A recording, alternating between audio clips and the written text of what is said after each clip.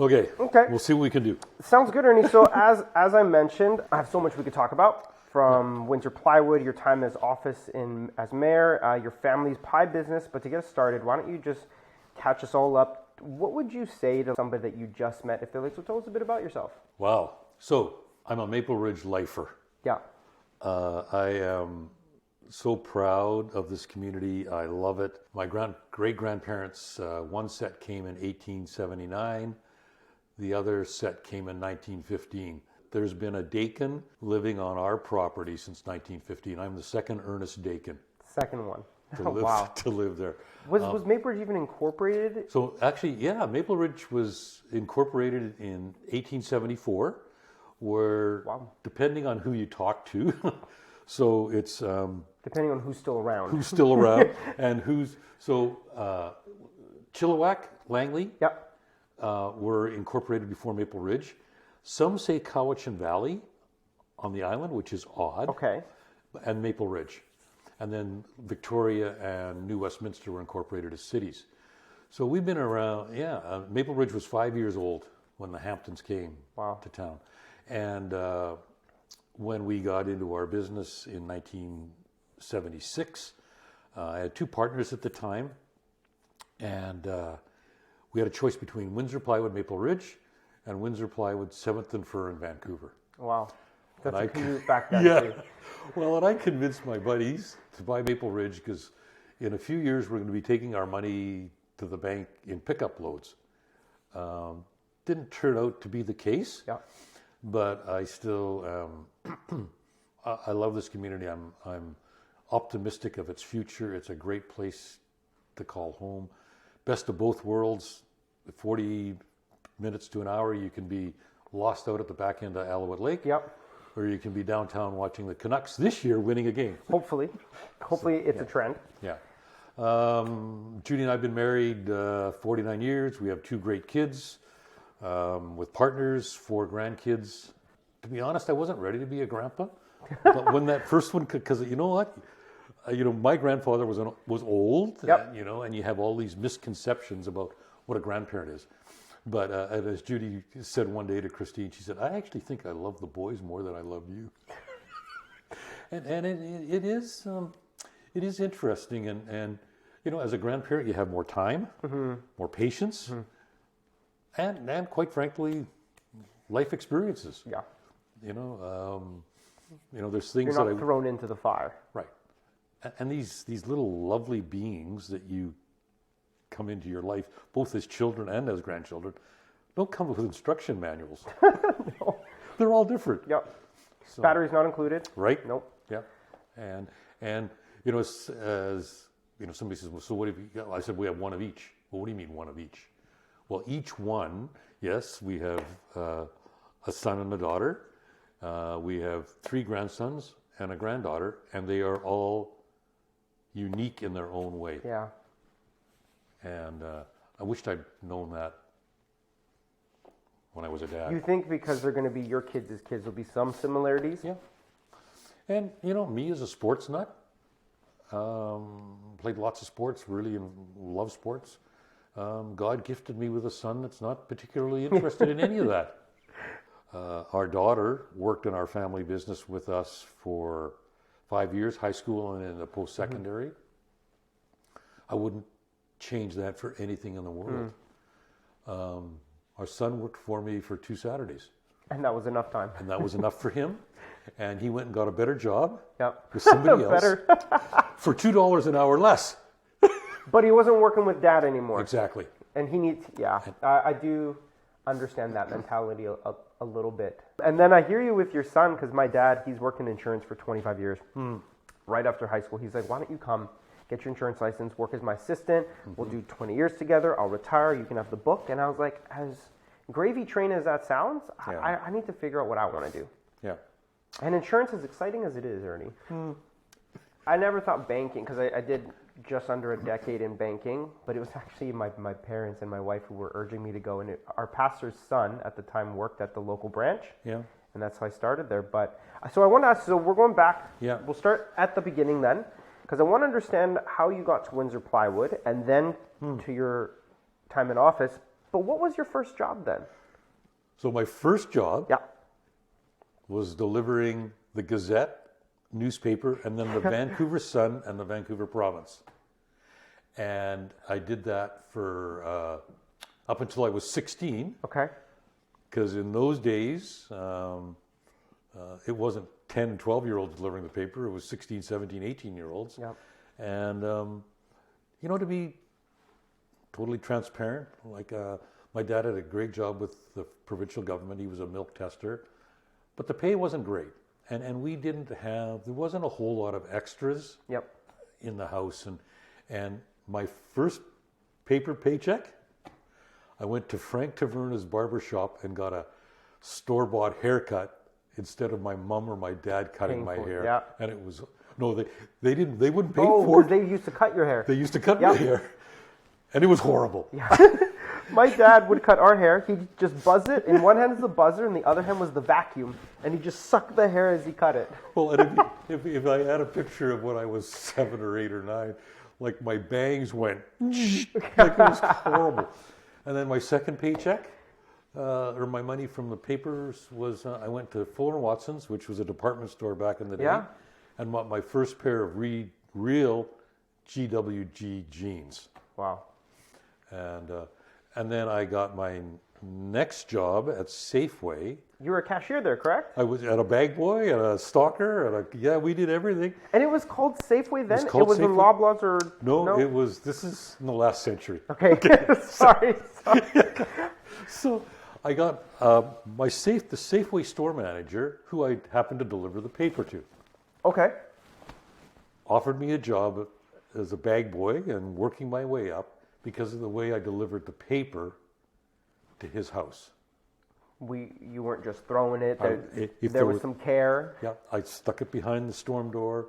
If it blew away or got wet, then he phoned. I didn't argue. My dad might not have a paper that night, but Wally did. Yep. And getting back to finances for a minute. So delivering the newspaper, and in those days, you went around to the door every month and collected the paper money. You had to collect the paper money. I had to collect the paper money. Oh, okay. And I think it was $2.50 a month for the Vancouver Sun or the Vancouver Province. And then you collected your money, and then you got a bill from the paper saying, you owe X. Yeah. So you have to pay X, and Y, what's left over, is mine. So you're almost buying the newspapers at some cost, and then... Yeah. Wow, okay. So then very quickly had to learn that don't spend the money before you paid. Yeah. It was a great lesson, early life lesson in managing money. And Giuliano, if I confess, I could have been better. Yeah. But it made me aware, like I wanted a new bike. The bike that I delivered papers on was my dad's with an old, but then I figured out, no, I got to deliver papers like for 12 or 14 months to pay for a new bike. This one's not so bad. Right. And or conversely, and getting a new pair of proper jeans or getting a proper haircut was important, and I could do that in a month. Yeah. And then from Safeway, I went to university, but I got a job in a lumber yard in Burnaby called Adnac Lumber. Okay. I'm a sales guy and a truck driver in deliveries, and worked there for a couple of years, I guess. And then a salesman from Continental Building Materials, a company, came in and said, Ernie, we need a guy to work in the warehouse. And we need somebody with a strong work ethic and, knows the value of customer service. So I started in the warehouse, was in there 8-10 months. There were some changes in the sales force. They moved me onto the sales desk, and I did sales, inside sales and purchasing. And then there was another shift around, and they put me on the road. So I was 23, I think, 22 or 23. And Colin Evans, the best sales guy, the best mentor, one of the best in life, said, Ernie, here's a set of keys. Here's your catalog. Go see all the the lumberyard dealers in the Fraser Valley and then start at Williams Lake and work your way north to Prince George and then out to Prince Rupert. So I did that for better part of 4 years. Wow. In my early 20s, and then two guys that I worked with at Continental got this idea to buy this Windsor plywood franchise. We bought that together. Tommy had most of the money. Bob and I were full of vim and vigor. Yeah. So ready to work. ready to work. We had a little bit of money. It was a lot of work. With some success and then a really bumpy year, my two partners went their way for two very different reasons. Windsor Plywood came to me and said, Ernie, we've got a lot of confidence in you. We want you to take over the franchise, work whatever deal with those guys, and we'll support you. They gave me a letter of comfort for the Royal Bank to back my inventory and stuff, borrowed some money from my dad, remortgaged our little house in August of 1979, went out on my own. Wow. And did it for 20 years. And there was some just exhilarating, great times, and then tears shed. Yeah.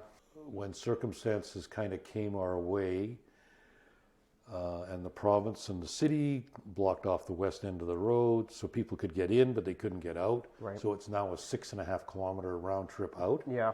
It was February the 4th, 2000, and said, Ernie and Judy, I think we need to talk about what's next. Our lease was up. We needed to make some major decisions, and we'd had a tough 2 or 3 years. And because Haney Builders had come in, they're in central Maple Ridge. So the interesting thing, when we bought our store in 1976, in Maple Ridge and Pitt Meadows, there was 7 lumber yards. Okay. Small. And we all did well. Lumberland came to town. Everybody says, oh, your prices are going to have to go down. I said, well, actually, no, they're not the cheapest place in town, and some of our prices are going up.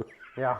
Because, and it was a combination of the big box stores were coming up from the States. Right. Home Depot, Eagle Hardware, Lowe's. Yeah. And Maple Ridge today still has this challenge. And I think many communities. Residents don't appreciate what small local business does to support their community. Yeah. We donated a lot of material to build playgrounds. The bandstand in downtown Maple Ridge, Memorial Peace Park, was the brainstorm of George Silver Hills Price. He was somewhere on holidays. He saw bandstand in a community. Maple Ridge needs one of these.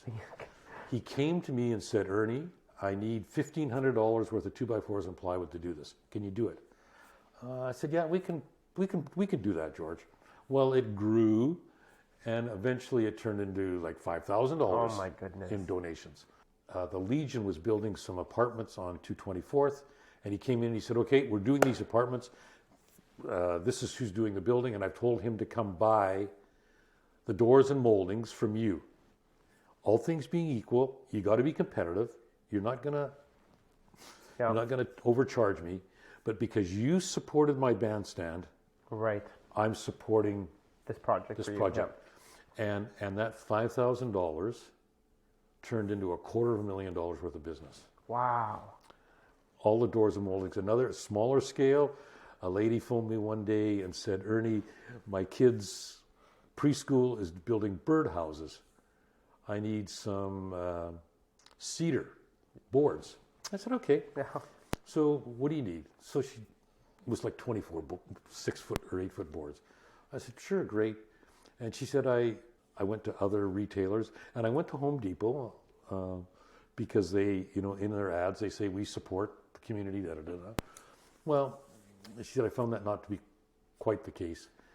Anyways, about 8 months later, she phoned me and said, we want to put some flooring in our home, and we need a new front door. A $200 donation in cedar boards turned into an $8,000 door and flooring. So small businesses, they support the community in so many ways. They employ local people. They pay property taxes. And for every dollar that you and I pay at home, that business is paying $4. Right. And as we lose small mom and dad home businesses, I think we lose opportunities for our kids, our grandkids to have part-time work. and there's this term, human resources. Like Giuliano, I just like I am not a resource. You are not a resource to be mined by the bank.